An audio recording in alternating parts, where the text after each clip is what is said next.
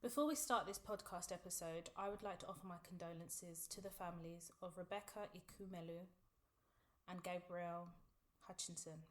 Both ladies lost their lives at the recent stampede that took place at the Ashake concert at the O2 Brixton Academy. I'd like to offer my condolences to them and their families, and honestly, may their souls rest in perfect peace. It's such a sad event that took place that day, and it wouldn't sit right with me if I did not dedicate this episode in their memory and offer my condolences to their families.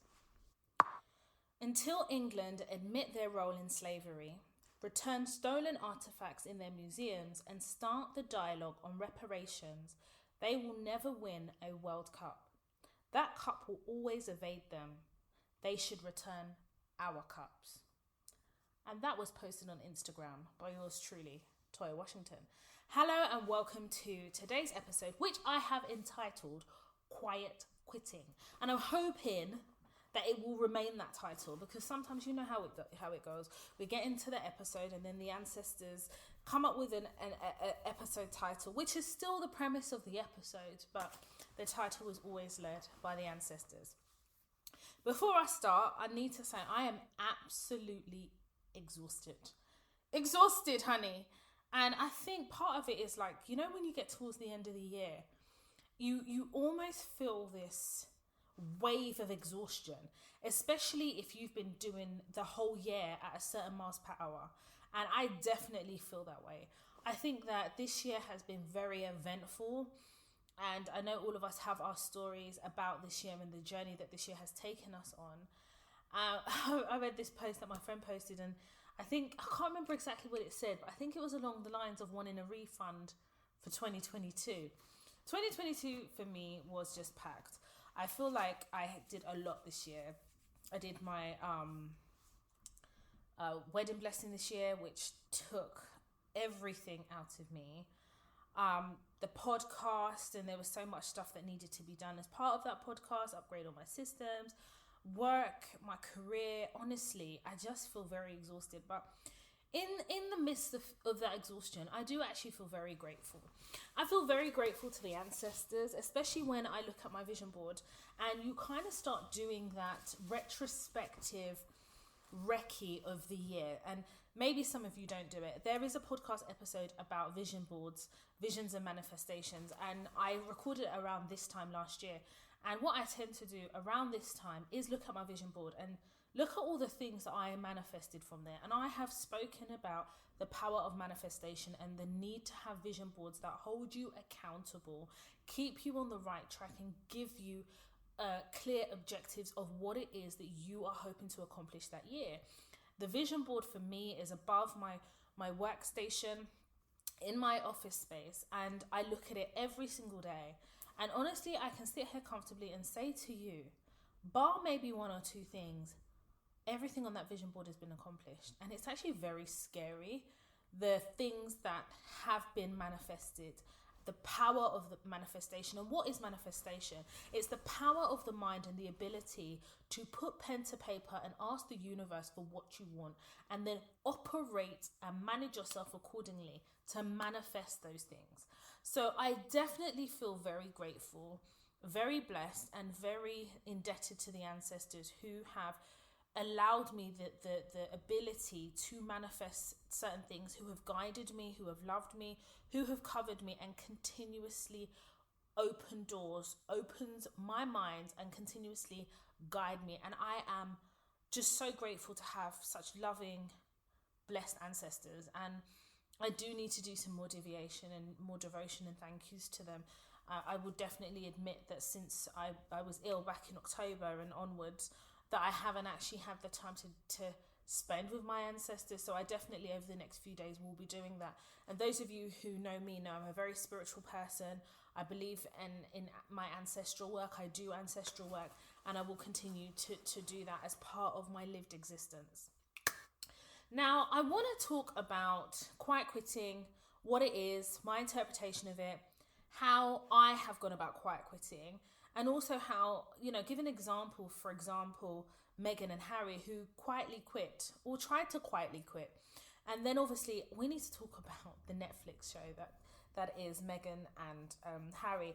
And obviously the last 3 episodes have been released. I have watched them, and I kind of feel a bit more informed to have a view. I had shared like an initial high level view on Instagram. If you do not follow me on Instagram, I don't know what the hell you're doing.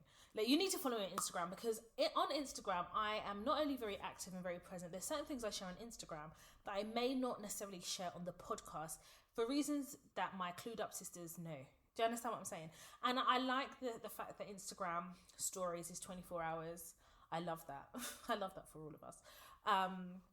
And there's a lot more things I share, like, in the moments of things when they're happening. Whereas with the podcast, sometimes I have to wait until the podcast is time to be recorded before I share certain things. And some things are very off the cuff on my Instagram. So I would encourage everybody who listens to the Toya Talks podcast to follow me on my personal Instagram page, which is Toya_Washington. Of course, we have the Toya Talks Instagram page, which is Toya_Talks. Now that is all out of the way, darling. Oh my God, also as well, we need to talk about invoices. And I shared again on my Instagram, something that I'm experiencing at the moment with one of my clients. And I want to give you all the heads up, and also how to manage it and what to put in place. And there will be a masterclass on contracting, freelancing and self-employment. I think it's very important, and discussing invoicing and the things that you can do to enforce payment. And the whole idea is you don't want to have to go to court to get your money. You understand? They didn't have to go to court to contract for your services.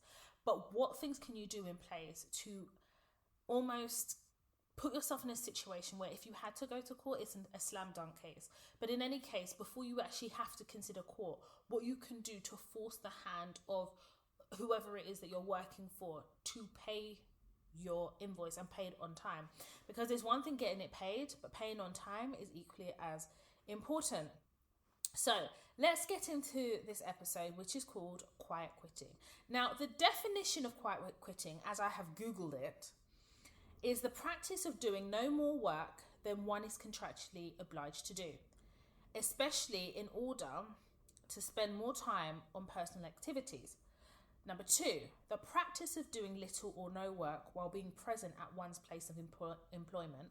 And I tend to move to the latter of the definitions. And then, according to some experts, COVID-19 burnout might be the blame for the onset of this so-called pandemic of quiet quitting.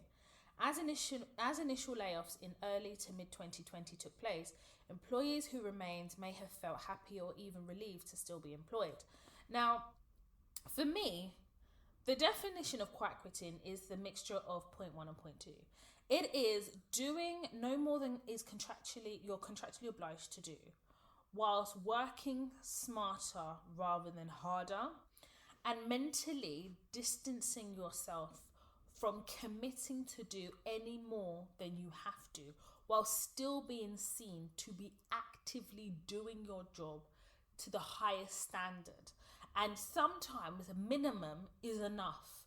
I feel like as Black women, we do more than minimum, because it's reflective of how we are in terms of, when we don't come as minimum standard, we are 10 times more experienced and educated for the roles that we're entering. So it's only natural that you would go into a role and give 10 times more in the role.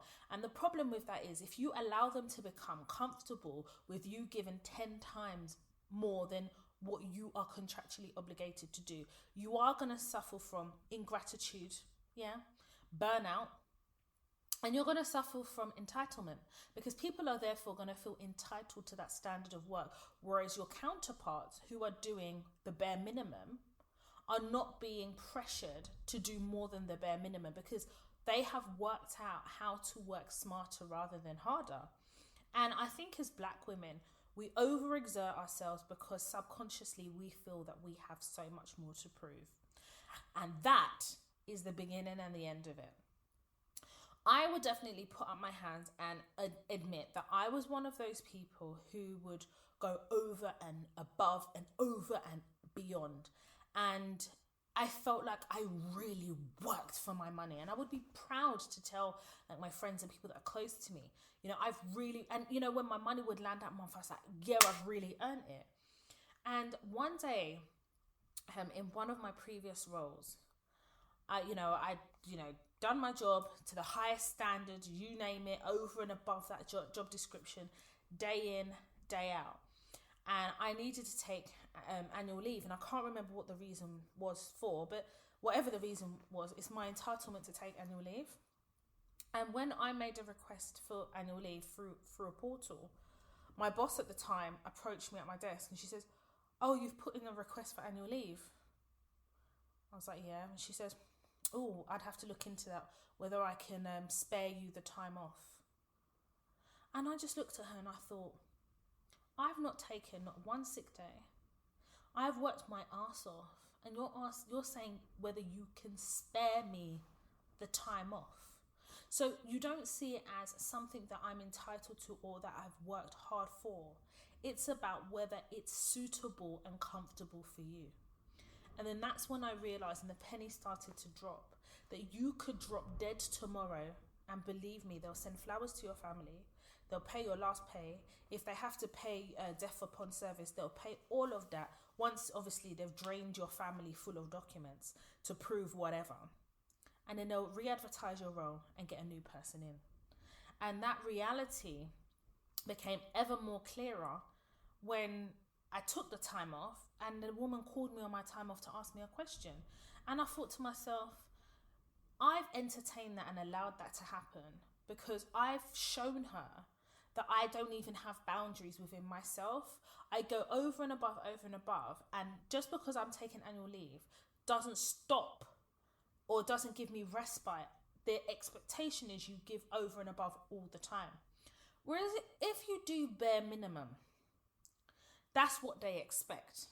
I remember a story one of my family members told me, that he was working for a particular organisation and he'd get an email and he would just respond. He gets an email, he'll respond.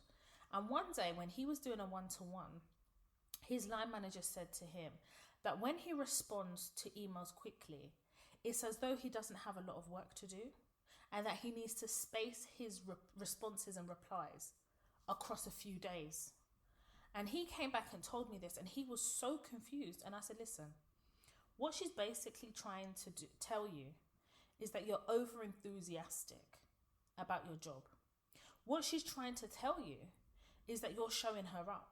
Because when you reply with such speed, she doesn't want you to set the precedent that people will expect her to respond in the same way.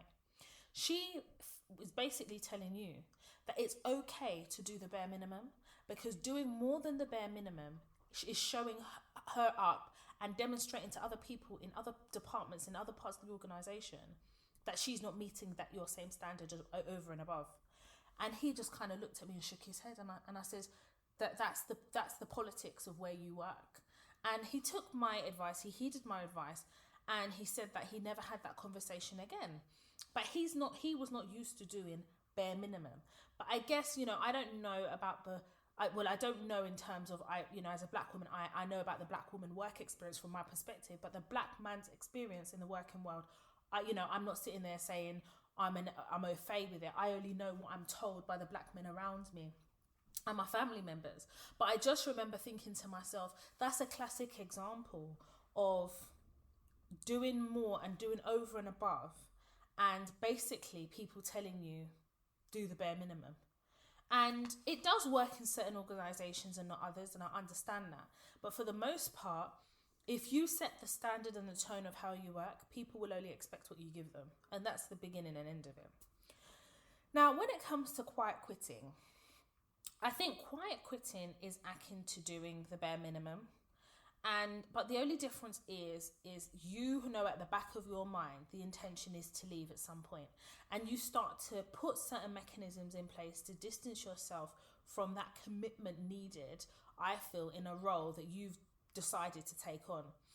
I'm currently quiet quitting where I'm at. So you all know I've got 2 contracts, and then I've got a couple of ad hoc contractual stuff that I do for certain clients, and it works quite well for me. Now, one of my roles ends in January, and it's brilliant because I'm really ready to go. They've renewed me twice already, and to be quite honest with you, I'm over them. I'm just so over them. And the quiet quitting there is me, yes, doing the bare minimum, but also recognizing that I put a lot of systems in place, and I'm benefiting by basically now kind of hovering over those systems and making sure that they work. So the contract management process of how an organization is operating for a particular contract, and I'm benefiting now from doing things up front. But there is a side of it whereby, I would know in the past that my contract's coming to an end, and I would already be planning of how long I want to stay in a contract for. And what that would mean is by now, a few years ago, I would be working my ass off and then putting time in the diary to discuss extensions. And that's not what I'm doing. What I am doing is distancing myself. I'm not, how am I saying? I'm going to meetings and stuff, but I'm not really talking, quiet quitting. I'm not, like when there's team meetings, I speak when spoken to, but I'm not actively participating. So I'm not actively kind of putting myself in a situation where I'm an active member of that team. I'm a bare minimum person of that team. And that's because I already know that, number one, I don't want my contract extended past January. And number two, I'm leaving at the end of January. Now, with my other contract, it's actually quite interesting because my other contract, I actually didn't want the role. Because I could smell a rat. Something wasn't right. And somebody had the conversation with me. Actually, two people had a conversation with me and reassured me that whatever my concerns were, I should tell them and they're going to resolve it. And to be fair to them, they did do it, and they did it pretty quickly. But it is chaos. And it's chaos because I'm part of a transformation project. And the problem with transformation projects, when you come in as a contractor, is you are basic. What's transformation? It's change. You're changing the processes and you're changing the way that they do work, business, in this case, contract management and procurement. And you've got people that have been in the role between 8 to 15 years. And then here I am, pretty young thing, coming in there with years of experience, working with a transformation lead to transform the way they do procurement and contract management. Now, I started 1st of November. This is now December 19th. And I'm going to sit here and I'm going to comfortably tell you, they have no clue about contract management. They don't know how to negotiate contracts. It's diabolical. The things they do there, I could never get away with it in any of my past roles. And the only reason why they get away with it is because they've been there for so long. They've become the authority because they're working in and amongst people who are quite ignorant. Now, that in mind, they've made my job really difficult because, number one, I'm a contractor, so for them, I'm disposable. Number two, transformation means change, which means it's making them uncomfortable because, number one, I'm opening all the cupboard doors, I'm emptying everything, and all the skeletons and where all the bodies are, I'm exposing it, right? Number two, their jobs are on the line. Let's be honest. And their jobs are on the line because their current practices are clearly not working. So they've got in, the people like myself who understand what procurement and contract management landscape should look like.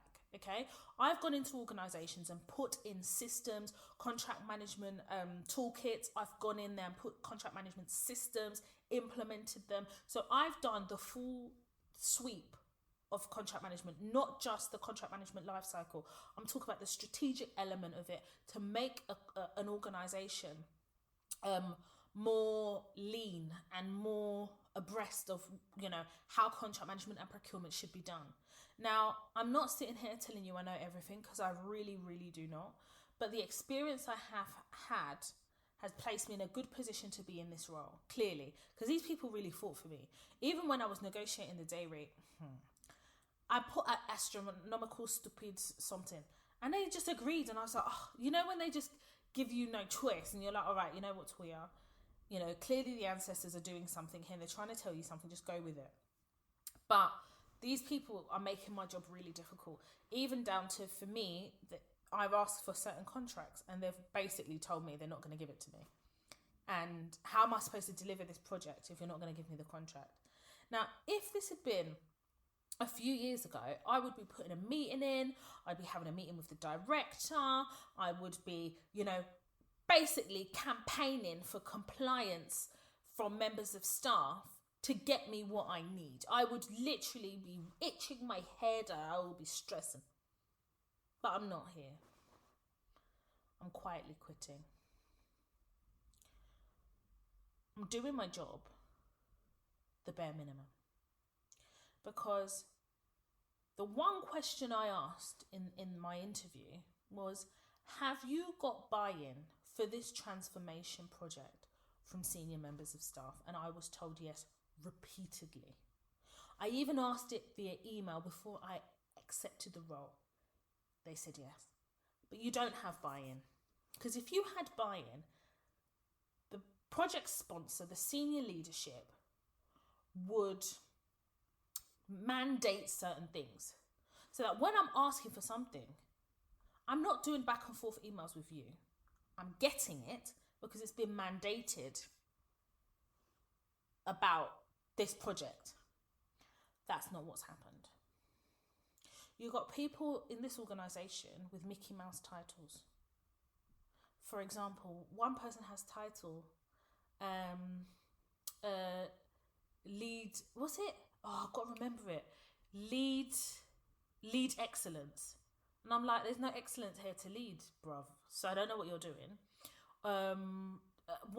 There's one role, senior champion. I was confused. I was like, is this like an industry title or something? Someone said no. I was like, what the fuck is it?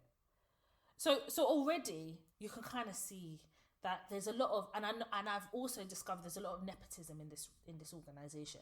Hence why they haven't got people who have the knowledge and understanding. So how can you get buy-in from senior management if they don't have the knowledge and understanding? It's just someone somewhere knows that something is broken and it needs fixing, but they haven't actually thought strategically about how they're going to fix it. If you do not give me the tools, how am I supposed to fix? And my thing is, if you don't want to give me the tools, I've asked for something, I can't get buy-in from senior management, I'm not stressing my life. I will do the bare minimum because clearly you want me to work with one hand behind my back. And clearly, I asked you very, very clearly about buy-in. The project sponsor is as weak as ice water. He's just so rubbish. So I've decided to quietly quit. So as part of this project, I have to deliver a couple of things, and I'm delivering them to target. But I know myself, the normal Toya could deliver this whole thing by the end of December, and I'm not. I've made a decision that I'm going to give these people a Valentine's Day present, and that's going to be a quit. And I don't like the word quit because it sounds like a give up, and it's not that. I just really value my mental health. I really value who I am as a person, and I really value what I can bring to the table. But they're showing me that they don't value that. And sometimes you've just got to get to a point of understanding. What am I trying to achieve in this role? What is my objective? And when can I achieve it? And those are 3 questions I've asked myself. I have a financial goal. I have a time-sensitive goal, because I've also told you guys that I want to take a break, a career break.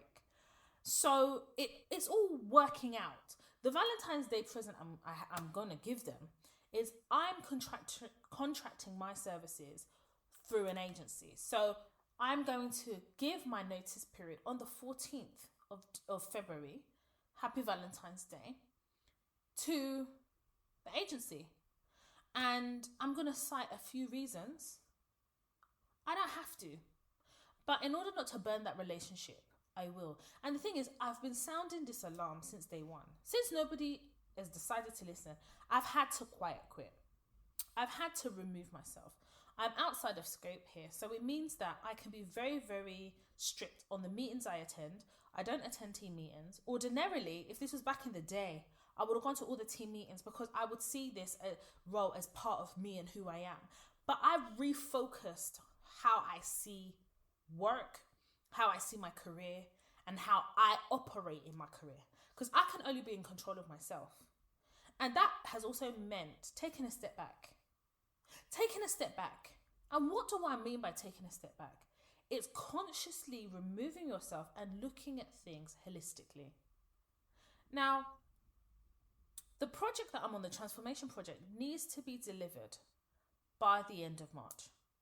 And it's because it's a regulated business and they were audited and they failed that audit. So they need someone to come in and literally at least demonstrate that they're on the road to recovery, contractual recovery, transformation recovery. I'm going to resign on the 14th, making my last day on the 14th of March. I don't really care if that project gets delivered or not. I actually don't give a shit. Because they have willfully and deliberately made my job difficult for me.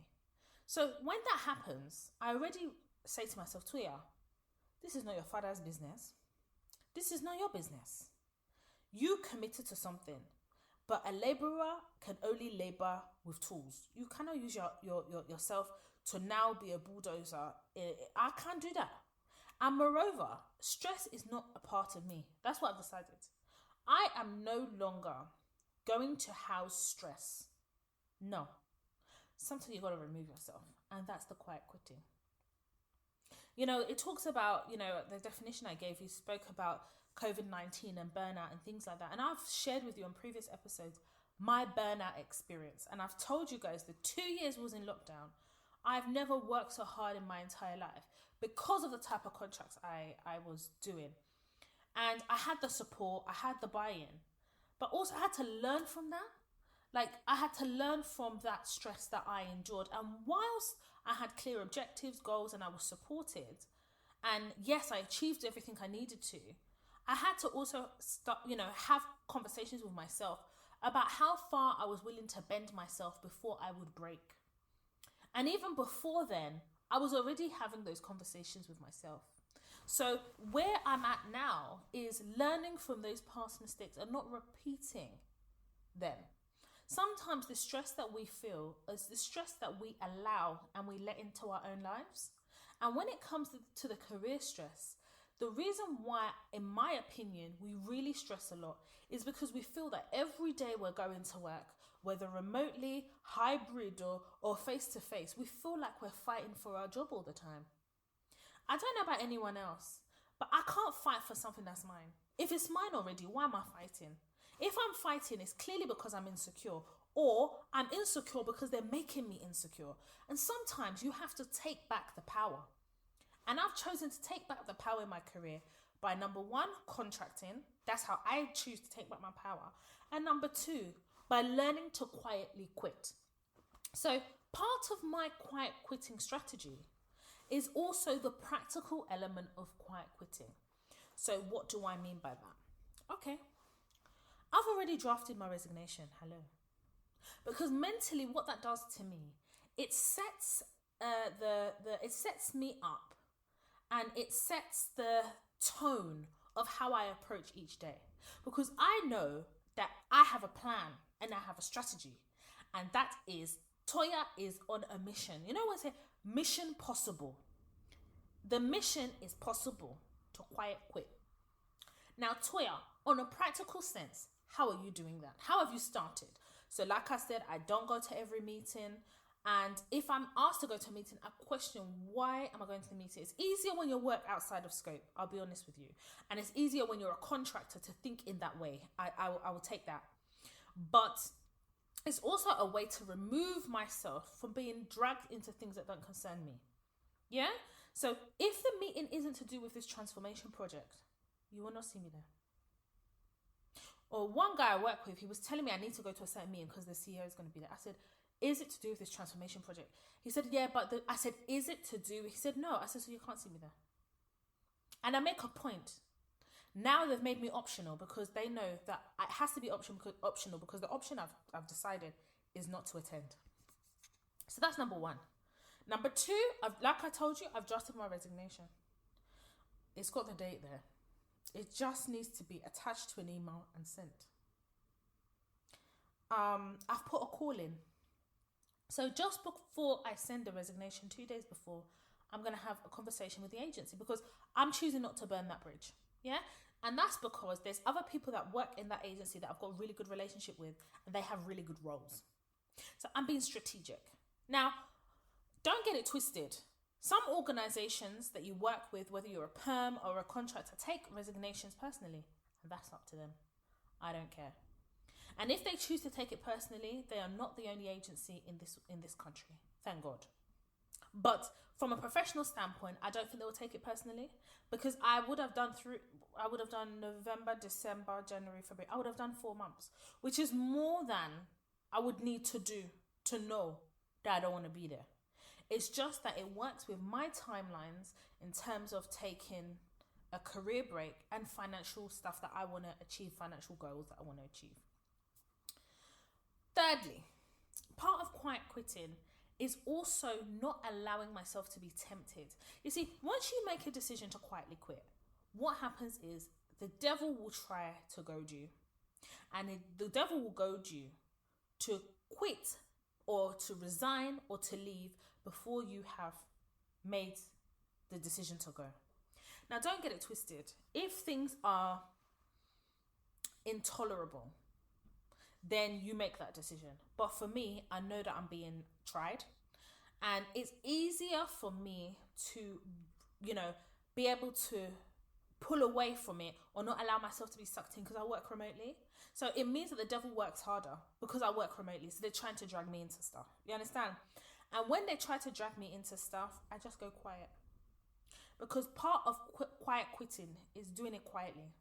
So your reaction to certain things has to also reflect that quietness. It's not everything in your mind that you have to say.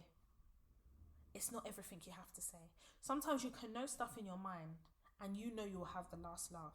So this one that they're laughing today, you know that you will laugh on the 14th of February. And that's how I sit.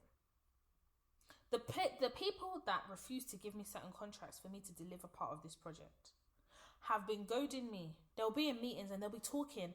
Oh, I need to give Toya this. Oh, can Toya do Toya, like I'm not there. Ordinarily, I'll unmute myself and say, I just want to advise everybody I'm on this call. But no, not me. Because I'm quietly quitting. So, in fact, it's better that you guys talk like I'm not here because I'm not going to be here soon. And part of quietly quitting is you shouldn't hear me and my plans. So talk amongst yourself. Because who is going to have the last laugh? It's me. And since I won't be here to deliver the project, guess who will be lumbered with the project? The same people who are making my life difficult. I am very valued by people on the transformation project. Very much so. But I don't care about that. Because that value doesn't account for anything if I can't cash it in.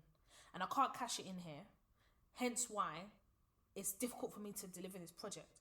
And I'm not taking it to my mind. Before I used to take it to my mind, I'll be lamenting and having meetings with people. How can I do? I'm not interested in all that shit. And it kind of plays back to what I said in, I think, the last episode or the episode before, where I said, I realised that for a long time, I thought I was in love with my job. I genuinely thought I love my job. I'm in love with it. And I'm not. I'm not in love with my job. I'm just really good at it. What I love about my job is the niche that I've created for myself, the fact that I'm a subject matter expert, and the fact that I work remotely. I see the benefit of working remotely in so many different ways, and I'm benefiting from it. I love the fact that I am agile enough to be able to do this job from anywhere in the world, that I have cultivated a career for myself and I've cultivated a reputation whereby actually I can call the terms of how I want to operate. And that to me is more powerful than anything else. I don't have anything to prove to anybody other than to myself. I'm good at what I do and I'm best in class at it. And I've taken the time to get to this point where I can comfortably say that. So anybody I'm going to work in an organization that's going to try and give me a tough time, they can't remove what I have cultivated for myself. No one gave to me. I didn't take from anyone. I literally grew, learned, sacrificed to get to this point. And when you get to that level of understanding, you start to take back control over your career. And when we say take back control, what we're actually also saying is you get to steer and navigate where and what direction you choose to take with your career. Long are the days when you leave your career in the hands of a so-called manager in the hope that they want the best for you. No one can want more for you than you want for yourself. No one can want better for you than you want for yourself. But walking through the wilderness is part of that growing pain to establish exactly what you want out of your career. So that when you get to a position of confidence, when you get to that position of where you want to be, you get to call the shots. You get to negotiate that contract. You get to negotiate your rate. You get to stipulate the terms. And that's exactly where I feel that I am. Now, don't get it twisted. I definitely feel as though there's always room to learn. And I'm always learning something new in my career. But part of learning something new is adding to what I also know. And that to me is very valuable. So being in a position to quit, I feel is not only a position of strength, but it also gives me escapism, because I know that I get to bring this relationship or bring this arrangement to an end. Now, worst case scenario is I resign at the end of January. And that's not bad either. I've said that's a minimum. Maximum is the 14th of February and not a day after. And that's 4 weeks notice that I've got to give. Within that 4 weeks, the quiet quitting becomes loud because we can all hear the sound of my feet leaving. And the thing is, what happens then is two things. Either they take it really well and they negotiate with you to get some type of a handover, and depending on how they treated you, it depends if you want to give it to them or not. There's no contractual obligation to give anybody a handover, period. Or they could take it really bad and reinforce the reason as to why you're leaving in the first place and make things difficult for you. But if that happens, you get to call the shots. How do you call the shots? Well, I discuss it in the resignation masterclass. And within that resignation masterclass, I give you a strategy of resigning. There's different strategies of resigning depending on the conditions of where you work. So I've given the tools already. Quiet quitting and resigning work hand in hand. So if you know that you need help with resigning, and it's not just how to resign and draft, it's also the strategies in place and the things that you need to think about and preempt before you resign. The Resignation Masterclass is what I have developed to help you and guide you through the resignation process, both before you've done it, during it, and after. And part of the Resignation Masterclass on the toytalks.com website has templates as well. I provide you with templates, depending if you're having a contentious resignation or a non-contentious. So difficult resignation because of the environment, or one that is actually straightforward. And sometimes it's also about keeping the resignation to a minimum. You don't need to write chapter and verse. It's before in my career, I used to do 4-page letters. And by the time you get ready to resign, really, it's like a paragraph. Why? Because you've mentally already left. In my case, as a contractor, to be honest, I don't really have to put the reason. But because of the type of project this is, and because it's a regulated business, it's important for me to tell the agency the reason. And that is because the position that organization is going to be in now is they're not going to meet the deadline. But they should have thought about it before they started being stupid with me. Now they're going to be in a position where not only are they going to be forced to deliver this project with people who are not equipped to deliver it, but if they can't deliver it, they're going to have to go to the regulator, ask for an extension as they find somebody who's going to deliver this for them. So they're going to have to pay twice. And they're paying twice because they decided to make things difficult for me. But because I'm quietly quitting, they don't even have a clue of any of my plans. You see, one thing with, and this is my opinion, one thing with Oyibo people, they really have taught me a lot. They've taught me a lot in that it's us queens, I'm talking to us here, it's us queens that come with a lot of emotion. And part of it is because we feel very hard done by. Part of it is because we're very annoyed at sometimes the injustices that we're facing. And sometimes we wear that emotion on our sleeve. And you're basically telling people where your pain lies. And when you do that, they use it as a weapon to whip you. They use it against you. But you see, Oyobo people, they are the chief commanders of quiet quitting. They will smile in your face and come to every Christmas party and they will look you in your eye. These times, they've really got a job offer. But for some reason, whenever I've worked in an organization before, it is us as queens, our people, are the ones that will go and tell people what they're doing. The whole idea about and the concept of quiet quitting is about discretion. You have to be discreet and strategic about how you quiet quit. When you're going to interviews, you can just put the time off. I'm having a break. Especially when you're remote working, it's even easier. But when it comes to going to interviews, having conversations, why do you feel the need? What is it that you're lacking within your self-esteem where you feel you need to tell everybody? And what happens is when you tell people your plans, what they will do is they'll shake up your plans and destroy any plan you have.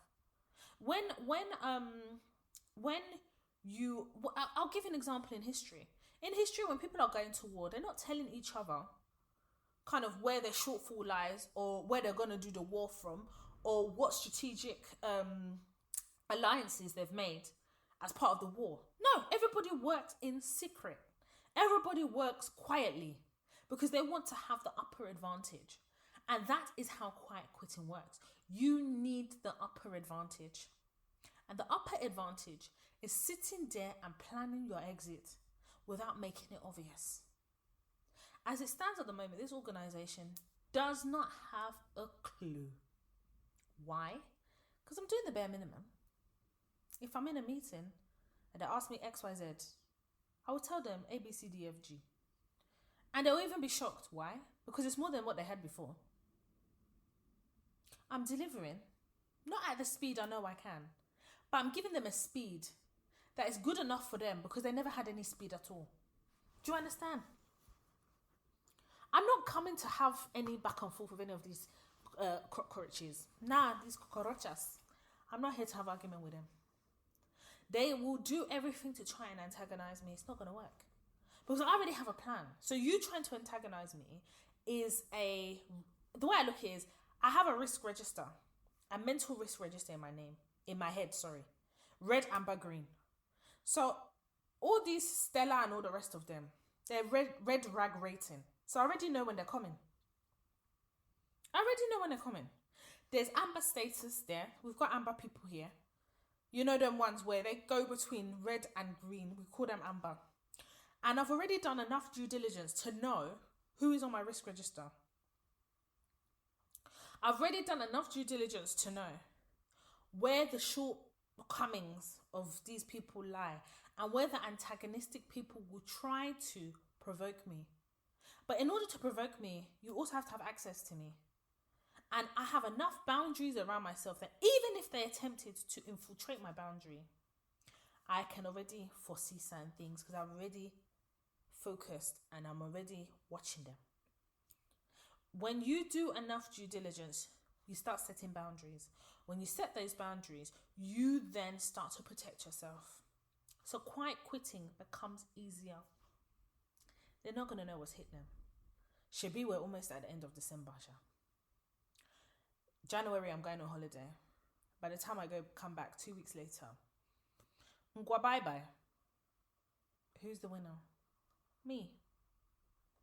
But sometimes you have to feel like, sometimes I feel like situations place you in a position where you feel like, when is this going to end? And if you know that it is compromising your mental health, I've always said your mental health comes first. But if you're able to push through, try. And that's where I'm at. I think I'm able to push through because I know we've got the Christmas leave and everybody, they've already started going off for Christmas. So it'll be quite quiet.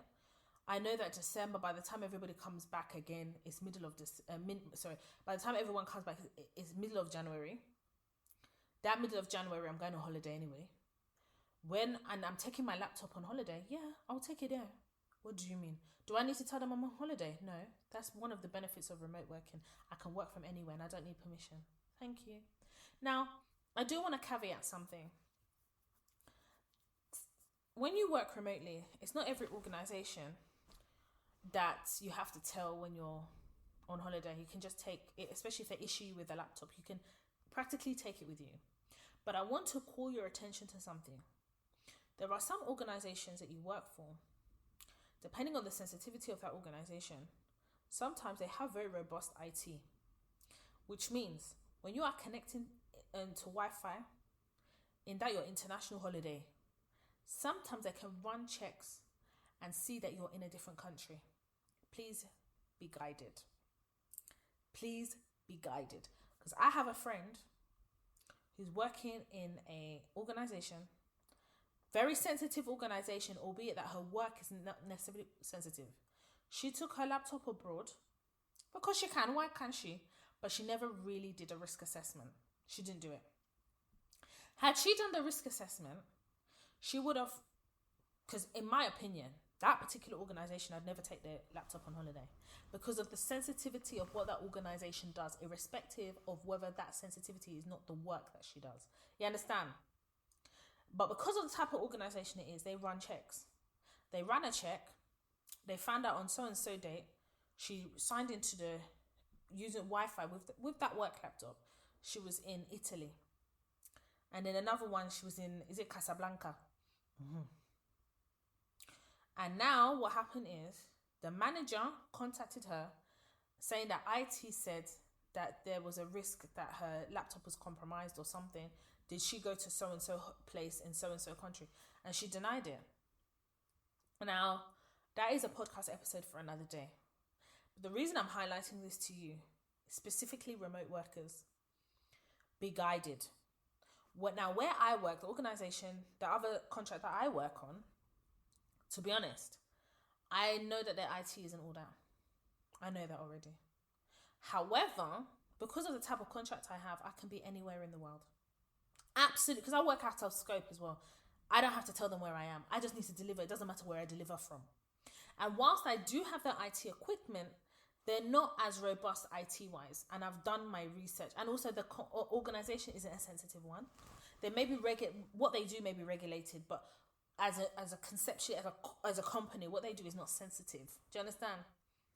And if they do contact me to say, oh, you logged onto a Wi-Fi in so-and-so country, I'll say, yeah. I'm not contractually obliged to be in the UK just because you are. I can be working anywhere. So far as I make sure that the laptop is with me at all times or locked away, so far as I make sure that the laptop hasn't been stolen, what's your problem? But with my friend, put it this way, if you're working for like MI5 type places, you taking a laptop, you know that's a non-starter. But there's some organizations, maybe not extreme as MI5, but you know what I'm trying to say. Be guided. So I guess a very relevant example of quiet quitting is Harry and Meghan. I guess it was less of the quiet, right? But just go with me here. So obviously when looking at the first 3 episodes, or when watching the first 3 episodes of Meghan and Harry, there was an attempt to quiet quit in that Harry had a conversation with his father and with his, I can't remember what they call it. Is it their press office or whatever they're talking about quiet quitting? And he would send a letter to his father's office and And that was, I guess, it was a very interesting first 3 episodes about the plans that he had to basically quiet quit that wasn't allowed to be quiet. And it never would have been quiet, right? But I think what I got from that is he was trying to plan it quietly and get the backing of senior members of the royal family that would then give him the ability to then leave. What he didn't bank on is that it wouldn't be kept quiet. And in fact, it was leaked and made quite public, which then led to the fallout within the press. And I think the fallout would have happened anyway. But I think the reason why the fallout happened to that magnitude is because he didn't have the support of key members of the royal family who are his family. So I definitely think that in terms of like quiet quitting, it kind of demonstrates how important it is to have a plan and how you have to navigate this plan quietly.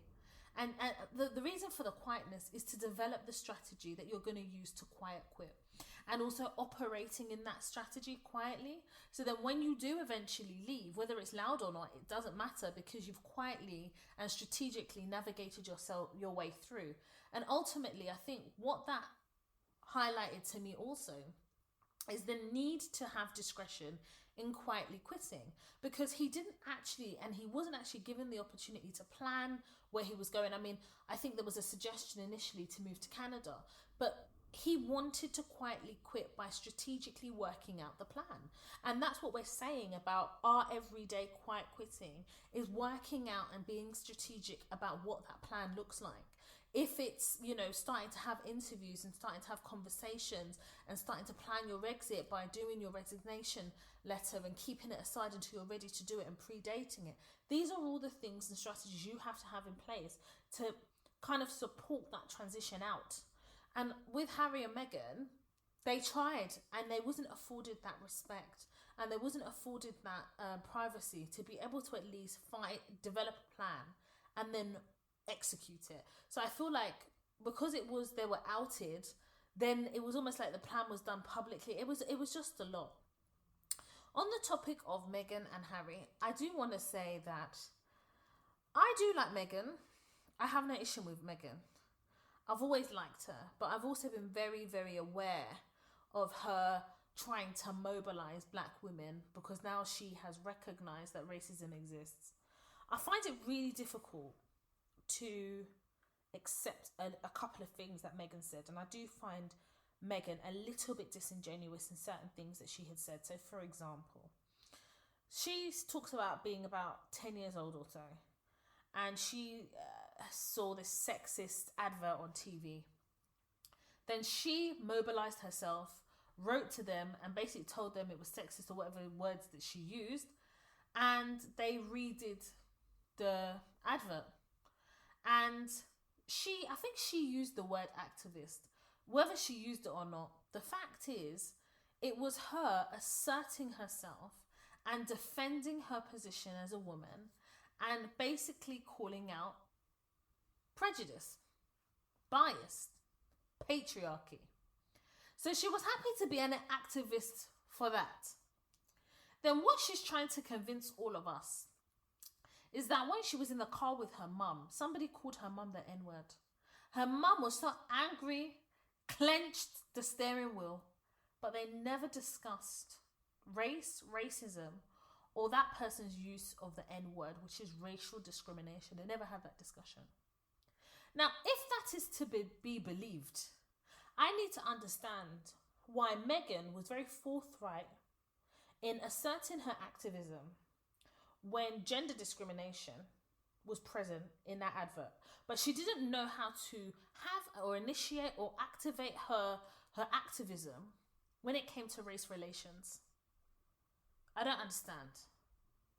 And there's a responsibility I place on the mum as a black woman. If you have a mixed race child, it's your job to educate that child about the prejudices that you have either faced, or the prejudice that your child may face, or how society may treat them as a mixed race person. And it shouldn't be left to society to have the responsibility. And when I say society, I mean the black community, to educate your child. Because you made the decision to have that child with whoever you decided to have that child with. It's your responsibility to educate them in race relations. To now say you came to the UK, that was the first time you experienced racism. But there was a way that she said it. And it was as if it was the first time she was treated like a black person. I didn't like the tone that she said it. And I may be misquoting it, but there was something that she said, and the tone in which she said it, I didn't really like it. Because she will never understand the black woman experience, because Meghan is not black. Her experience is based on the fact that she had, up until that time, benefited from the privilege of being white passing. But but it was recognized that she was mixed race. And for the first time, according to her privilege pass of being white passing couldn't work because people recognized that she was mixed race. Now, the problem I have with Meghan is, in order for us to really have an honest conversation about discrimination and racism, or for her to have that discussion, she has to also admit how she has benefited from privilege and the reasons why. Personally, for me, I found Harry more self-aware, more conscious about his racial bias and some of the discriminatory things that he has done and some of the privilege that he has had as a white person. I found him to be very sincere and very honest about it, and his ignorance, and very honest about his education, the journey he's taken, and where he has come from, and where that prejudice or bias started. How he utilized that privilege, and how he has gone on the journey of education and understanding. Now, when talking about race, I found Harry to be more genuine about his approach and his understanding and that conversation than Meghan.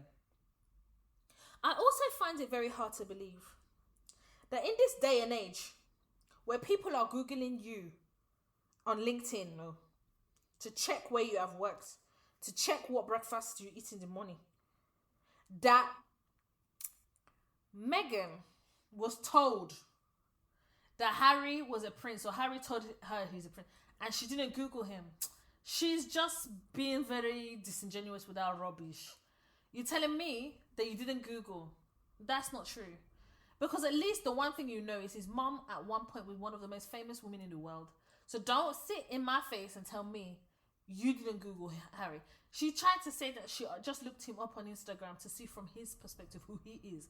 Girl, if you don't just stop that nonsense now, your nonsensical nonsense, it's the bullshit. Come on, stop it. The Prince of England, she's having a laugh. And see, this is why people are using certain aspects of this program to undermine her credibility. And I don't think it's that deep. I just think she's just being disingenuous because she wants to come across a certain way. But I think Meghan needs to get to a point of realizing that the only person that can control her narrative is her. People will already make their decision about her, and they have done already. So she should just come as herself. Just come unadulterated, unfiltered. Just come as yourself. I feel like she's still worried about how she comes across, but she needs to get to a point of realizing that she shouldn't care. Because no matter what happens, these people are always going to see her as somebody who infiltrated the royal family and somebody who basically corrupted Harry's mind, not knowing that Harry is the one that was looking for a lifeline to get out of that royal family. He wanted out. He said with his own mouth during the documentary, he is his mother's son. Like, it's not even read between the lines. What is he trying to tell you? What is he trying to tell you? He's basically trying to say to you, I watched what my mum went through. I am my mother's child. What you see as being rebellious, I see as freedom. Road to freedom. And he found his freedom in somebody that was willing to support him and be his family, because he knew that that royal family will abandon him. And that's exactly what they did, according to him, especially during the Oprah interview. We are told that his dad basically financially cut him off, that type of thing. Now, to Harry, I just want to ask you something. You're coming to tell us in the documentary that William shouted on you, or shouted at you. My brother, when he shouted at you, did you not know how to use your esophagus to shout at him back? What's he gonna do? What's he gonna do? He's not coming for you. What's he gonna do? Do you understand? So that one, I was a bit confused. Why are you telling us that? It's like you're trying to tell us, William has a temper. Well, we all have temper. You understand? So I don't know why you say that, but that was the only thing I was like, I don't understand. But to the point in hand, I think the documentary was good in that I liked kind of like the vlog style from their perspective. It was actually nice to hear their story from their perspective. But again, they didn't tell us anything that we didn't know already. And here lies the concern. What I really wanted to hear is about how Harry adapted to the fact that the woman that basically single-handedly destroyed his parents' relationship, obviously in conjunction with Charles, and the woman that basically haunted his mum through the duration of the marriage, has now become his stepmother and the queen consort. I want to know the early days. How did he adapt? Has he ever accepted her? How did his father introduce this woman into the family? How did he, from his view, see this woman? And how did he manage to make peace, if at all he has, knowing the role she played in his mum's life? Now, those are the type of things I wanted to hear. If you wanted to spill the beans about how William saw it too, I'm quite happy to have that one. You know, and I think that would, I don't know, the humanization of that whole situation would have, what I would have seen as a bit more beneficial as a theme or as a conversational piece to come from that documentary. Now, I definitely think that it was important that we heard from them through their eyes, from them, you know, not interview style, and that's great. But then William has a new, I don't know if it's an autobiography or is it autobiographical, I'm not really too sure, but he has a book coming out called Spare. Now, my question is, have you got any spare information to tell us? Because if this book is anything like that documentary, I've wasted my points on Audible pre-ordering that book. You might as well tell it all right now. Your relationship with William is broken, I think, to an extent beyond repair. You and your father will never see eye to eye. That one is very clear. And I definitely feel as though you leaving, quote unquote, leaving the royal family, ultimately, you're never going to be accepted back. Especially not in the way you think you could. They even at his grandmother's funeral, the humiliation that he endured. And actually, I felt very sorry for Harry because they stripped him of his medal, stripped him of everything. They also did the same to Andrew. And it was almost like they were being treated the same. And what I didn't like is the fact that we all know Andrew settled the accusation about, I have to say allegedly, about the whole case with Epstein. He settled out of court. And, we still haven't seen that justice, if you like, being served on Prince Andrew. Andrew and Harry are two very different people. But to watch them being treated and stripped of their medals and titles, Andrew deserves to be stripped of everything. Harry doesn't. But the way they treat Harry is akin to the way they treat Prince Andrew. In fact, I'll go as far as saying they stripped Harry of all his security detail. They never stripped Andrew of it. In fact, I read today that he will no longer have police protection, but he will have private protection, which will be paid, allegedly, by Charles. But Charles isn't paying for the protection for his son, Harry, when it comes to the UK. Harry pays out of his own money. So what are we really talking about here? It's a very warped way of doing things. And yes, I think there are discussions being had with people in siloed pockets about the value that the monarchy brings. Because I don't understand what it brings. I genuinely don't understand. The monarchy is problematic. They played a role in slavery and colonization, but they're not ready to have that discussion. They're not. What they will do is parade themselves with the stolen artifacts and jewels that they've stolen from countries from the colonial times, that they've gone into countries and stolen all this jewelry, stolen all these artifacts.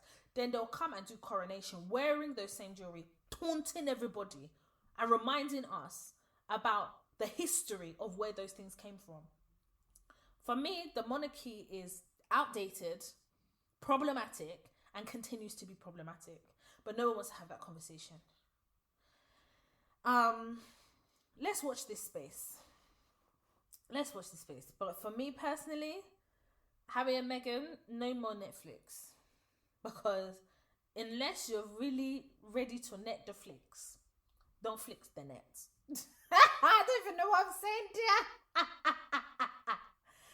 Anyway, on the note of quiet quitting, the role that I told you that I'm quiet quitting, I issued them with an invoice on the 1st of December.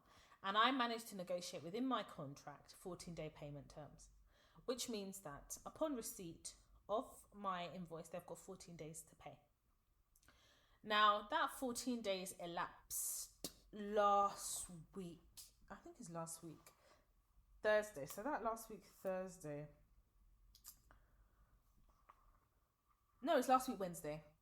So the invoice was due to be paid on the 14th of December, issued on the 1st of December. So by about 3 p.m, my invoice hadn't been paid. Now, I do not chase invoices. I do not chase money, because it's about karma and energy. What is for me will come to me. A labourer's worth their wage, is what my father used to tell me. And what that actually means is when you work, you worth your wage, i.e. you work to be paid. Unless you've decided to work for free. And I don't work for free. Sorry. So I sent them an email and I said to them, can you advise that payment will be made today, as of 3 p.m. I've not received anything into my business account. Now, the reason I had done that is something told me something wasn't right. And my accountant, I know, he manages my bookkeeping and everything. So I knew he was going to call. Didn't hear anything. 15th of December, didn't get anything. Didn't receive anything. No invoice paid. Now, I use a bookkeeping system called Free Agent. I know there's others like QuickBooks and things like that. Free Agent works really well for me. I really like it. Simply because, I get to see my tax timeline.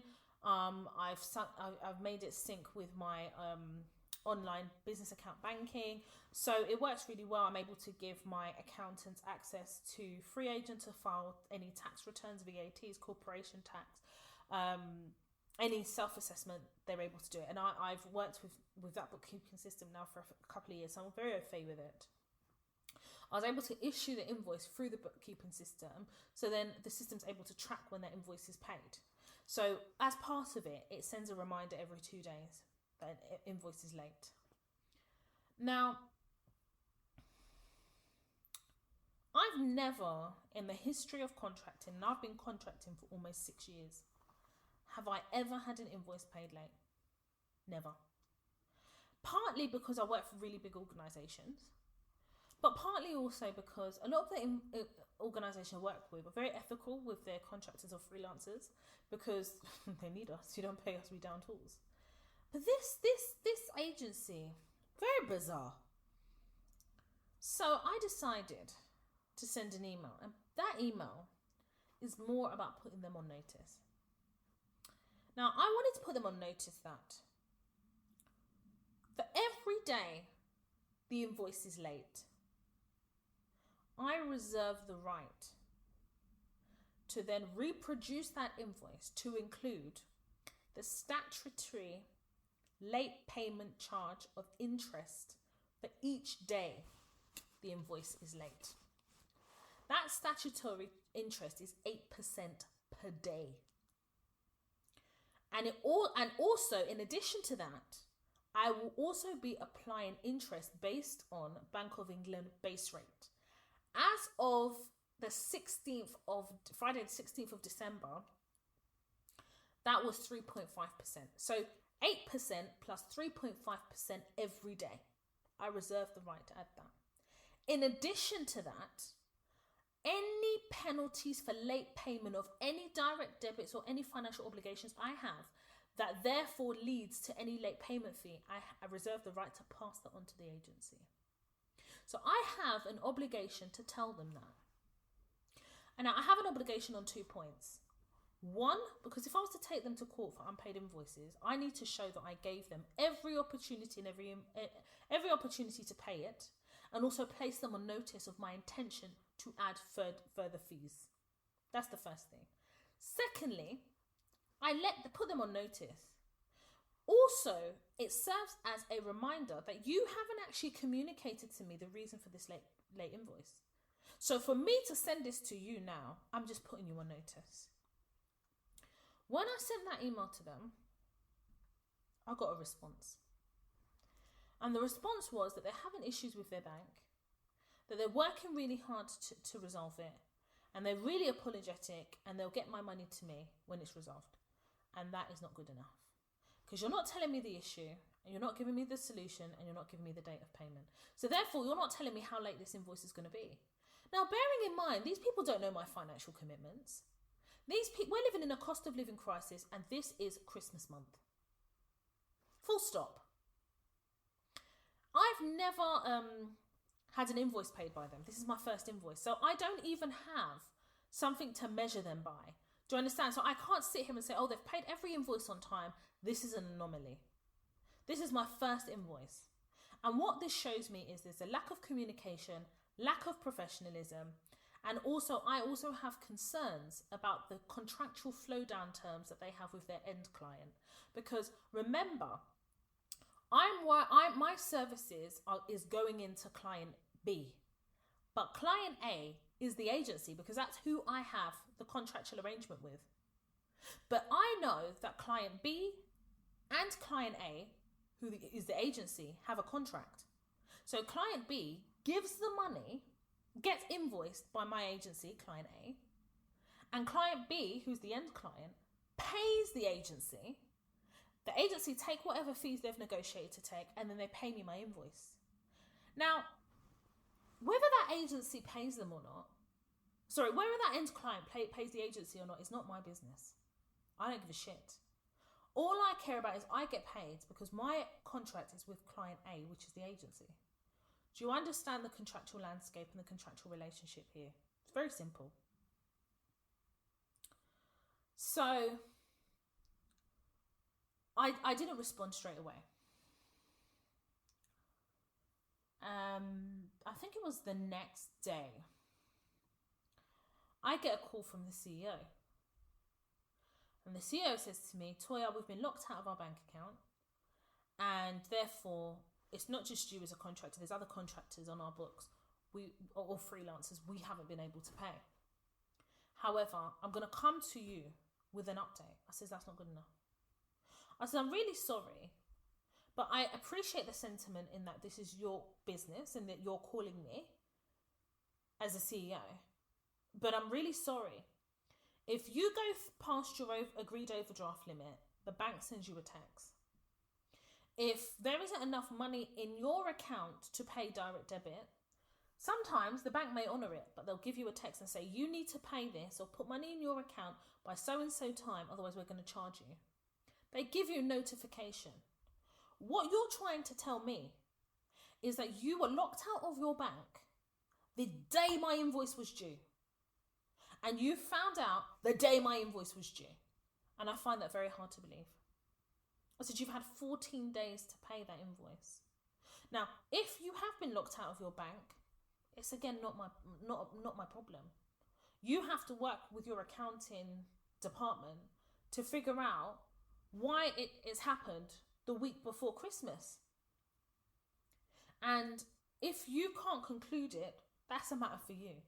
But that will not remove my notice of adding statutory interest plus Bank of England base rate and any other late payment fee flowing through the non-payment or due to the non-payment of this invoice.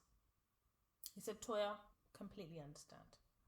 Then he had his colleague say to me, first thing Monday morning, they're going to give me an update. Monday morning came, no update. Now, I have a very good relationship with somebody who works for that agency because the relationship I have with that person is based on, we're very straightforward, very straight talking. And I've worked with him on other assignments before, ad hoc stuff. So he's got a lot of respect for me and I've made him a lot of money through commission. So he happened to see my email because when I put them on notice, I copied in that my colleague, my contact. He called me, he said, Toya, he said, I'm calling you just to tell you that I personally spoke to the CEO because the treatment that they've done is not great. It's not good enough. So I want you to know that the end client, client B, has already paid us and they paid us today. I said to him, I don't believe that. I think you were paid on the 14th because I have it on good authority.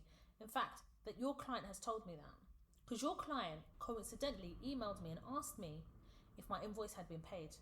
So either they know that you don't pay on time, or they suspect that you hadn't paid me at all. I don't know what it is. And they told me they made payment to you on the 14th. There's an issue with that, but let's take one step at a time. He said, well, Toya, the agency will pay you tomorrow. I says, that's fine, but I will be revising my invoice to include the statutory late payment fee on invoices, which is 8%, plus the a 3.5% or whatever the percentage is for Bank of England base rate. And I'm going to reproduce that invoice and send that off, and I expect it to be paid in full. He said, well, Toy, you've put us on notice, and legally the invoice is late, so you're able to do that. I said, you know what? Thank you for the heads up, because you didn't have to call me. But his colleague that said that he would call me at first thing on Monday. What time is first thing on Monday? Is it not 9 o'clock, 9:30? Latest 10. I didn't hear nothing, or hear nothing. I don't have any confidence that invoice is going to get paid tomorrow. But what I have told myself is, I'm not chasing that invoice. Now, what my plan is I'll be raising another invoice on the 30th of December. And that has 14-day payment terms. So that would be paid on the 14th of January. Or 13th of January, one of the two. If that invoice is not paid, I'm downing tools. And when I down tools, they're still liable to pay me. Because within my contract, it's very clear. They're in breach of contract. They're still liable to pay me and pay the interest now on 2 invoices. And then they will have to explain to client A, who is their client, why I'm no longer working. And this all kind of leads on to the quiet quitting. Now, the other side of it is that, remember, their client B, pays them. Now, bearing in mind that client A, who is the agency, has a 14-day payment term, logically, they will have to make sure the end client B, pays them earlier than my 14 days. Otherwise, every invoice that I send will be paid late. Because they wouldn't have flowed down terms to ensure that they get paid early enough to pay me and meet my 14-day payment terms. That means every invoice will be late, and every invoice will have interest charged on it. Their entire contractual landscape is fucked up. It's messed up. And that's not my business. I see my invoices as reparations, and the interest I'm going to charge is the interest on the reparations that they should have been given us a long time. That's how I'm operating. Do I believe my invoices will be paid? Of course, I think they will be. But I also have to operate from a position of, if I had to take you to court, I have to make sure that I've crossed the T's and dotted the I's. I've given you the notice, everything's in writing. Even this phone call that my contact made to me, I made a note of it at the time. Because at the end of the day, he still works for that agency.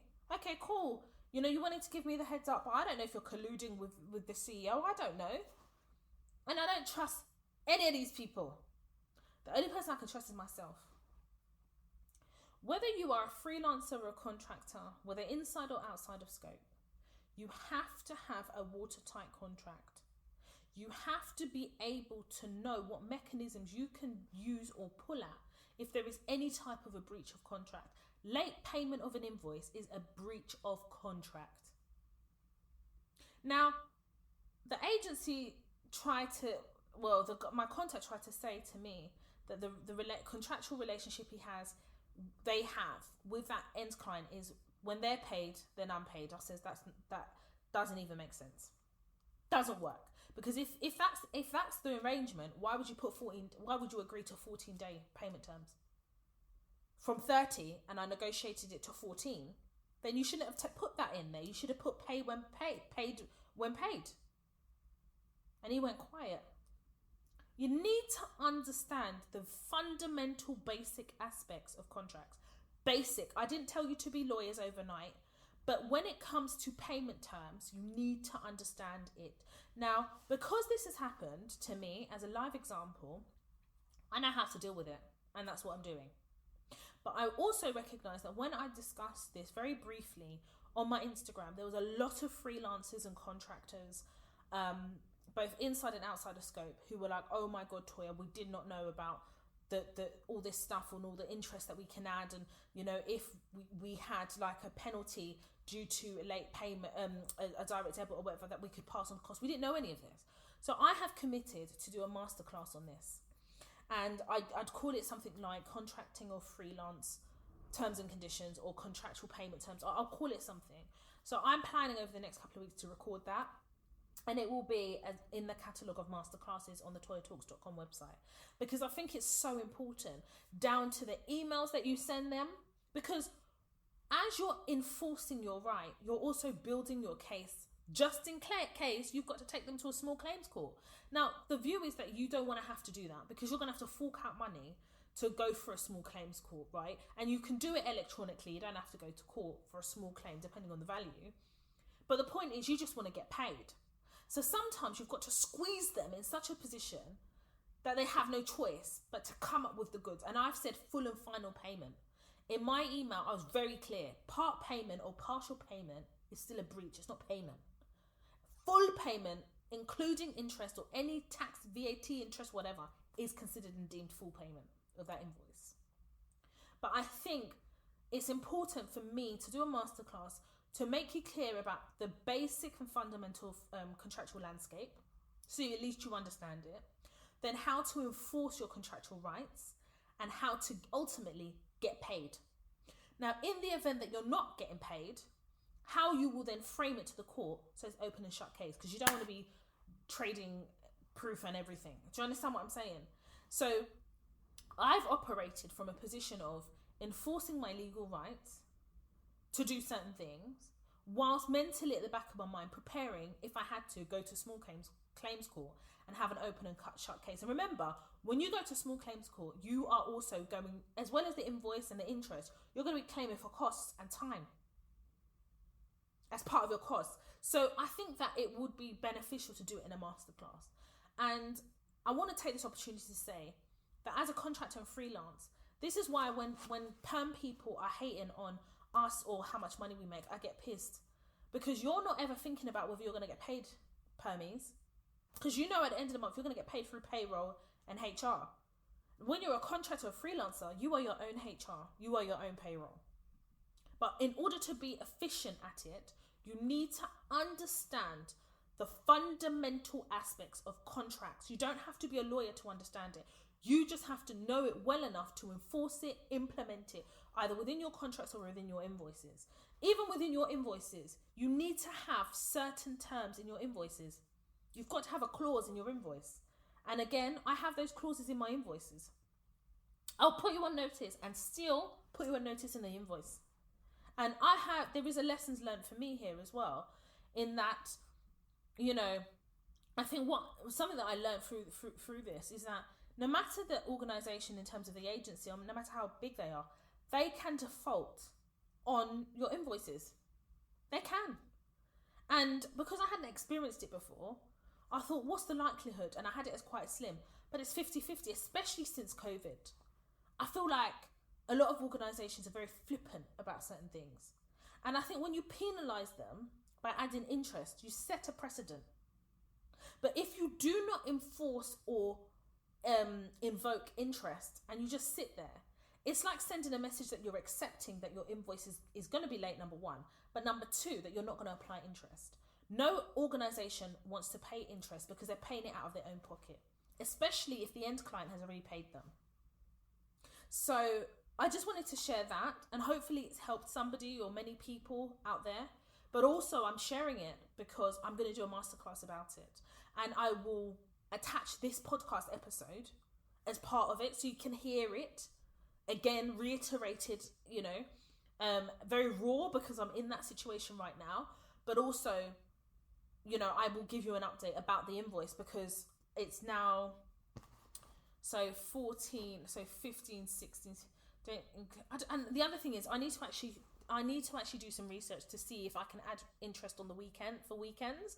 Because I don't work weekends, the assumption is that I can't add interest on weekends. But by the time I do the masterclass, I'll be able to tell you whether you can or not for the weekends. So based on what I know now, I was only going to add the interest for 15th, 16th and the 19th, and then every other day it's going to be late, minus the weekends. But I need to do a bit more background research, and I will then come on the masterclass and let you know if you can add interest for weekends too, because it's still late, you know. So yeah, let's see what happens if they pay that invoice tomorrow plus interest. And I said every day, so that would allude to weekends. But I need to also see if legally I can do that, because I don't want to have to refund them interest that they've paid on the invoice for the weekends. Anyway, I want to move on quite quickly to some of the emails I've received in the mailbox that have been forwarded on to me, and I think we've got one dilemma in there as well. So the first email is entitled "Thank You." Hi Toya, I hope you're well. I've been meaning to send you an email of gratitude. I started listening to your podcast in January 2022, and it's taken me 11 months to catch up. ! You have inspired me to aim for more, to have the audacity and apply for senior roles instead of waiting to have all my ducks in a row. Sis, it has more than paid off! ! As a black woman, I never imagined I'd be allowed to step up without ticking all the boxes first. I started my career 5 years ago, only earning 30k a year. And I am now in management and earning 54k a year at the age of 28. I could have never imagined. I'm now focusing on doing additional courses and applying for a doctorate degree. Thank you for sharing your knowledge and your confidence, because every week I'm tapping into that. God bless you over and over. Oh, thank you so much. Listen, nothing feeds my soul more than to know that everything I pour into the podcast is being used proactively to better understand your career trajectory, to influence how you navigate your career, and more importantly, as black women, getting what we know we deserve and being able to demand and command a certain salary, a certain day rate, whatever the financial remuneration is. Because I've always said it, if you're waiting for your ducks to be in a row, your ducks will never align. And by the time it tries to align, these times things are slipping through your hands, and people who were just starting out are earning more than you. As black women, we have to give ourselves permission to have more, want more, and expect more. And if there is anything that I know, is that I don't have two heads, first of all. But number two, that I have worked damn hard for everything I have. And I make no apologies for, number one, anything I have. But also I make no apologies for boasting in the Lord. And that boasting is boasting in the grace of the ancestors. And when I share it, it's not boasting. When I share it, I'm giving you the blueprint. I have to boast in the blueprint, because if I give the blueprint to you, you'll give it to someone else. You'll use it, give it to someone else. Share it, share it, share it. And then it doesn't become a taboo. It doesn't become a anomaly. What it becomes is the status quo. The success of black women should be the status quo. It shouldn't be an anomaly. It shouldn't be a rarity. It shouldn't be a oh my God moment. What it should be is boasting of how great we are as queens, as black women, as a community. Because if there is any community that is qualified to the nines, it's us. If it's any community that does more than, it is us. Best in class, it is us. So why shouldn't we command, demand, and get what we are deserving of, waiting for your ducks to be in a row? And I keep saying it. Donald Trump wasn't qualified to be the president of the United States. Man did the campaign trail and became the president of the United States. The man has the audacious audacity to go again. What that tells me is you don't have to be qualified. Your ducks don't have to be in a row. What has to happen is the sacrifice, yes, the hard work, yes, and the audacious audacity to go out and get it. So I'm very proud of you. Congratulations. More success, more money, more self-care, more everything. And may you get everything you deserve and so much more. Next email. Thank you for all you do for us. Dear our beloved, precious sister Toya, I had to pause the London Boys podcast, like in all the episodes, the gems you were dropping. I had to pause it every so often to type it into my notes, word for word, to help me consolidate the knowledge you were dropping, sis. I'm a visual learner and also a writer in private for now, so I process things better by writing things down. Anyway, I digress. Sis, it almost felt like I left the shop without paying for my items, because how is this freely accessible at our fingertips? I even had an internal dialogue with myself and thought, should I share it again on my Instagram? And a voice told me, no, if they want the gem, they have to come find it themselves. You've already shared it before. And I realised some time ago that it's the competitive nature bred into us as kids. My mother used to say, play with your peers, but be smarter than them. As in, don't give away what you do, etc. But I've abandoned this ideology a long time ago. I feel compelled to forever share this platform because I'd feel guilty not to. People are missing out, and I'm puzzled at the girl that wasn't satisfied. So she says, but her actions prove otherwise with one of your masterclasses, because the level of entitlement is crazy. I haven't bought your masterclass yet, but I'm sure as hell that it's even more valuable, and the dilemmas that we all are able to learn from, etc. I have a major work dilemma myself with a lot of layers, but I probably would have to email you another time about that. Just getting into work and have made it a habit to listen to an episode every morning at the very least. Lots of love. Thank you so much. I really feel like I feel very blessed when I receive like emails of gratitude and emails like this, because I definitely, sometimes it's often important to be reminded of your why. And each and every one of you who listens to the podcast episode, who learns from it, put it into practice, the silent listeners, the people that reach out, the people that DM, like, you're all my why.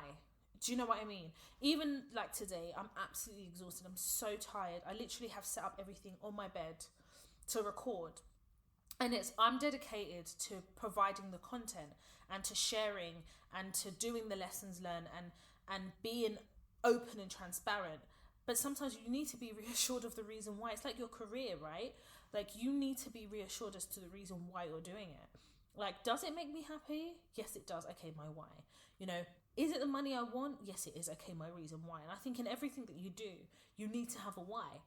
And, you know, it's been a difficult last few months, but you will remind me of my why. And I just want to thank each and every one of you, including the silent people. You're still my why too, because I see you, the numbers, I see you on the downloads, and I appreciate each and every one of you. Even like on the Spotify wrap up, and you know, people were sharing their Spotify wrap up, and I'm like number 1, number 2, number 3, number 4, number 5, number 6 in terms of the top 6 or top listens of podcasts. And being able to chart in different countries. I'm charting internationally. I'm talking about South Africa, New Zealand, obviously here in the UK, the Bahamas, Kenya, Nigeria, and different parts of America. And I get the charts every week, and I'm charting internationally. And that, to me, there's no greater recognition than knowing that people understand and listen and are appreciative of the content on an international level. Canada, Australia, Botswana, that people are listening to me, and they people are taking what I'm dropping and putting it into action and benefiting from it. And that, to me, is the most rewarding thing ever. So thank you so much for your email, and I really appreciate you. Now we have a dilemma, and it's called Unable to Work from Home. Dear Toya, I hope you're doing well. I'd really appreciate it if I could get some advice from you, as I've been sick due to work and really worried about everything pertaining to my work. I have a dilemma at work currently. I have started the job in the summer around June. My manager is a decent manager, but she has a director which is above her, making my work really difficult to manage. I'm a part-time student studying on Tuesdays and Wednesdays, but work the rest of the week. The lack of heating in the office is really bad. There's no ventilation, and I have gotten really sick because of this. Due to the train strikes and the weather, I have asked my manager what can be done about not being able to come into work. She said if it was up to her, she would allow the work from home. But the director has suggested that to take annual leave or work in longer hours during the day to resolve the issue. What? Bearing in mind the office has no heating, no ventilation, and there's upcoming train strikes, which means I will lose money. There are laptops in the office and equipment my manager wants to give me to work from home, but the director has said I cannot work from home with no valid reasons given. So the health and safety is not a valid reason. I do not think it's fair that others can work from home with no issues because they have worked for the company longer, but I am made to come into work with no heating and constantly being in pain in the office due to cold. I do have access to a doctor, which I will contact to get a doctor's note regarding the cold conditions in the office. The director has sent an email saying the heating is just fine and nothing can be done. I had to email him to look into the heating, and he gaslighted me and said it's working fine. I also have videos and evidence of the system being frozen and the working conditions being bad with constant leaks due to the frozen heating system. In conclusion, I wanted to get your advice on what to do next, as I can't afford to stay at home due to the train strikes and lose money, or be in an office catching a cold or fever because of the lack of heating. Can I just say something to you? There's a couple of things I want to say to you.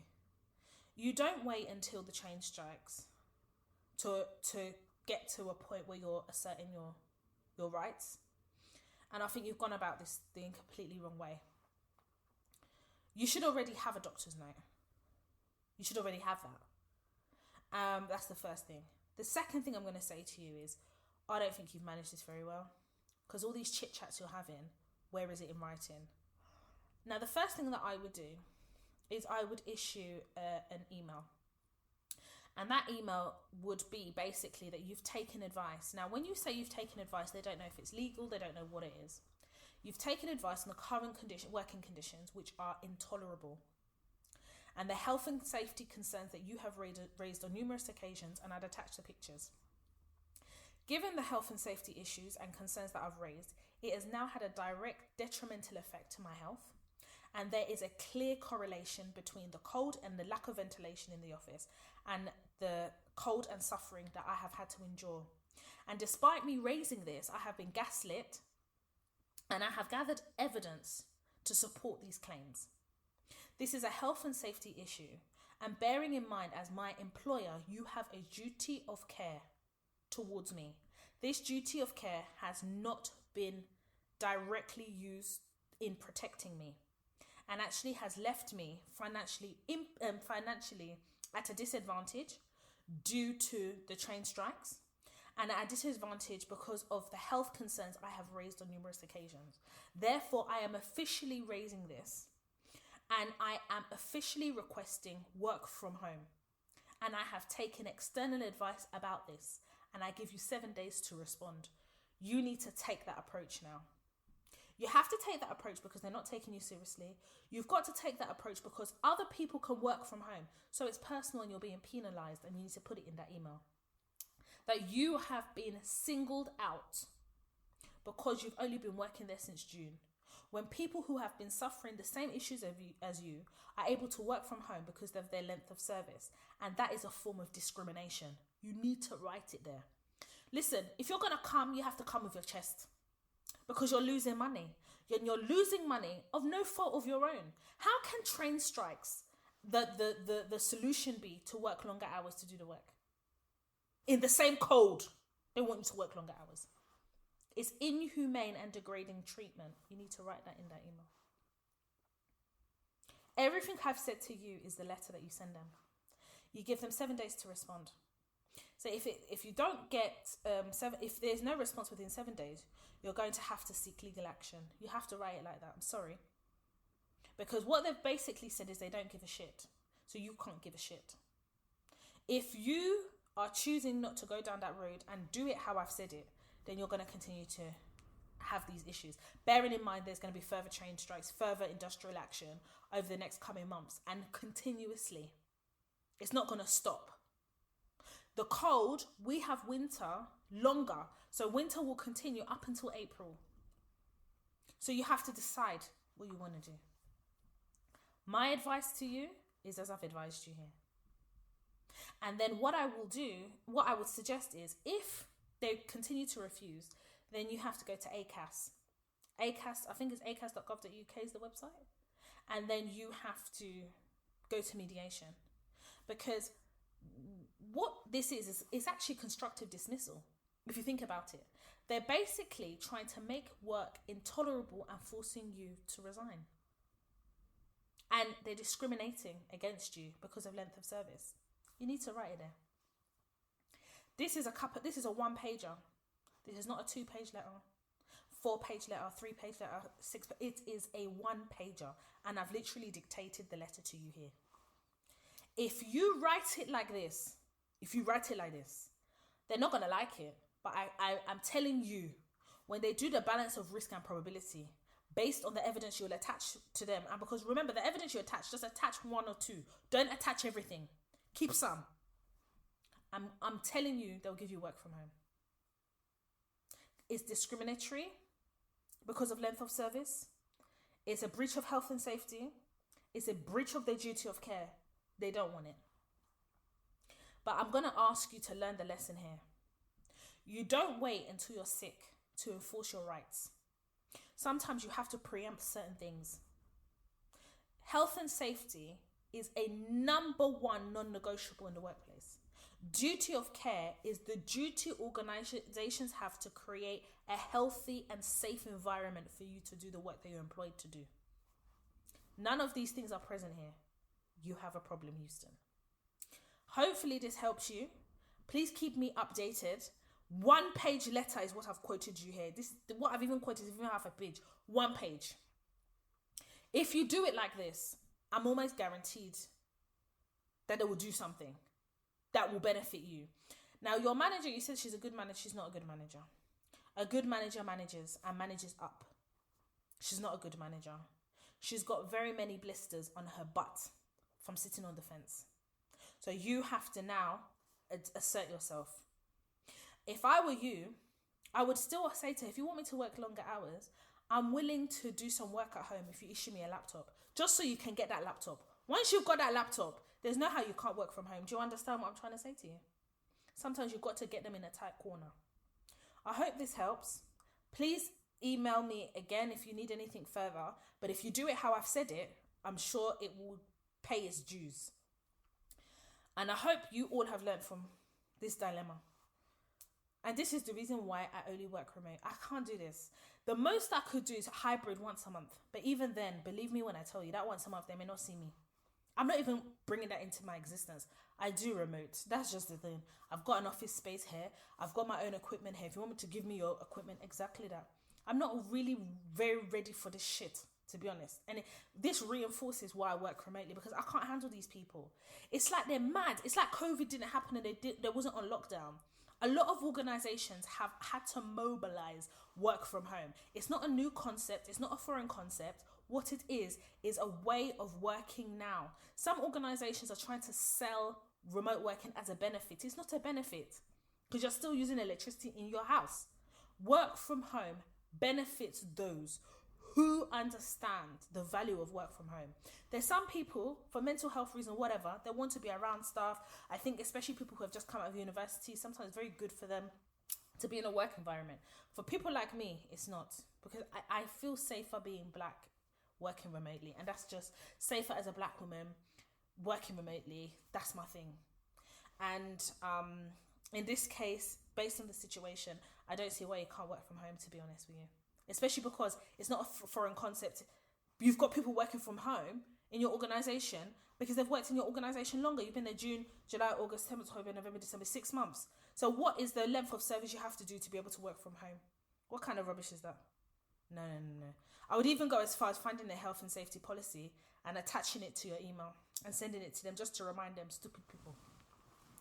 Anyway, I'm going to leave it there. Hopefully this episode has helped you. It has benefited you. And if it has, please do share it. Either with somebody you know that maybe is going through something similar or needs advice based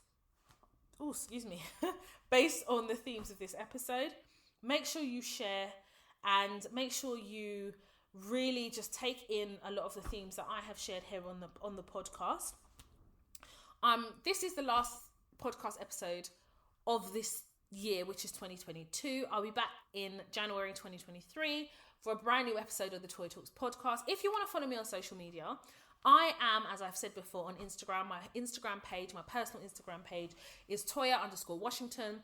The Toy Talks podcast Instagram page is Toya_Talks. I am also on TikTok, and I am actually going to upload some more TikToks. I've been away for some time, obviously due to sickness, but I'm very ready to come back to TikTok, and my handle is Toya Washington. If you want to follow me on Snapchat, which is the original birthplace of Toya Talks, my handle is Toya Washington, all one word. If you want to follow me on my YouTube channel is At Home with Toya. I will be uploading vlogs. I had a vlog due to go up recently as well, so I need to actually upload that. And there'll be more vlogs in 2023. And of course, you know, if you have a work-related dilemma, as you have heard, your anonymity will be protected. Do email hello@toytalks.com. Keep it straight to the point. Let me know the outcome that you're seeking, and it will help me and enable me to be able to advise you as much as I can here on the Toy Talks podcast. Also as well, if you are interested in any of our masterclasses, we have a catalogue of masterclasses. We've got the CV masterclass, interview masterclass, so it's the interview preparation masterclass. We have the negotiation masterclass, the resignation masterclass. We have the redundancy masterclass, the mother and daughter masterclass. You name it, we have it, and we have a few more joining the catalogue. Make sure you visit toytalks.com, and there are the masterclasses all there for you. Thank you so much for listening. Thank you so much for sharing. Thank you so much for riding with me. Thank you so much for all your blessings, and more importantly, thank you for allowing me to share with you. I appreciate each and every one of you. Wishing you an amazing 2023. I'm not a big Christmas person, but for those of you who do celebrate Christmas, have a very merry, happy Christmas, and eat loads of food, self-care, rest, relax, and let us forge ahead into 2023 with a clarity of direction, with confidence, with purpose and objective, and just being able to manifest all the things we want to make happen in 2023. Thank you so much for listening. Thank you so much for listening this year, the year before, and the year before that. Thank you so much to the new listeners who have joined or who are going to join this journey. Thank you for all of you who are going into 2023 with me, supporting me, and pouring your love and covering over me. My name is Toya Washington, and you are listening to the Toy Talks podcast.